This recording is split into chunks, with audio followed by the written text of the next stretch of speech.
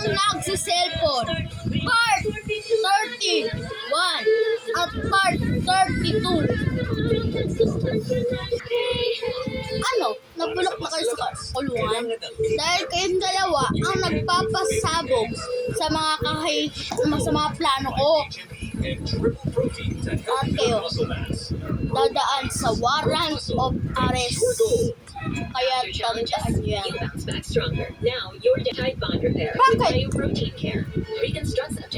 Matagal na kami nagkaaway niya ni Stang. Ako pa ang kasama ko pa yan. Dapat sa solo na ako, mahulong.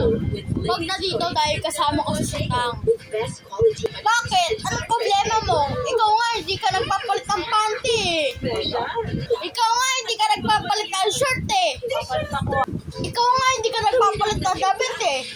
Puro ka gusto mo swimsuit lang. Kaya mga swimsuit mo hindi pa nilalabhan. Bakit? Ikaw naman, lalong-lalo sa'yo. Wag na! Tama na mag-away! Bakit? Masama ba? Matagal na kami nagkakaaway yan, Lisitang. Alam mo ba? Lagi-lagi kami nag-aaway yan. Bakit? Ikaw naman nangauna. Nung nakaraan nga, sinunog mo pa yung bahay ko? Bakit? Masama yun eh. Bakit? Masama ako, di ba? Kasi, ikaw inaaway mo ako nung inaaway ako ni Dumaguete at saka ni Paulo. Kaya naiwalay sa akin sila? Bakit? Kasalanan ko ba yun? Ako pa sisisihin mo? Ako nga ang mismo kapitbahay mo? Tama na! Tama na! Tama na! Ako naman yung iniwan yung Yaya. Ako si Yaya Perdi. At sino ka na naman? Lagi may eksena dito sa kwartong to. Nagdagdag kayo ng karakter. Ako lang naman mag-isa. Charot. Bakit? Kapasisisihin mo dyan sa Yaya Perdi na yan? Bakit? Siya may kasalanan na.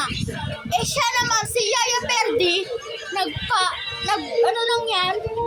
At yung pangalan niya, nakalimutan niya na.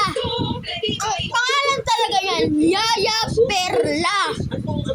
Kapangalan ko pa yan. Yung birth certificate niya, pinayaran namin. Nilagay namin sa PSA at pinangalan namin Perla Villanueva Marquez. Parang anak na namin yan. Part 32.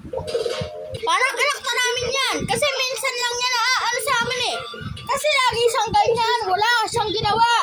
Kundi mag-cellphone lang. Hindi niya ginagawa yung mga patuloy niya. At bakit ako pa napili dyan? Nananahimik na ako sa kabila. At bakit naman kayo talaga, wala kayong ginawa. Ako pa sisisihin nyo. Ito naman si Yaya Perla. Si Yaya Perla. Ito ay ginawang masama ang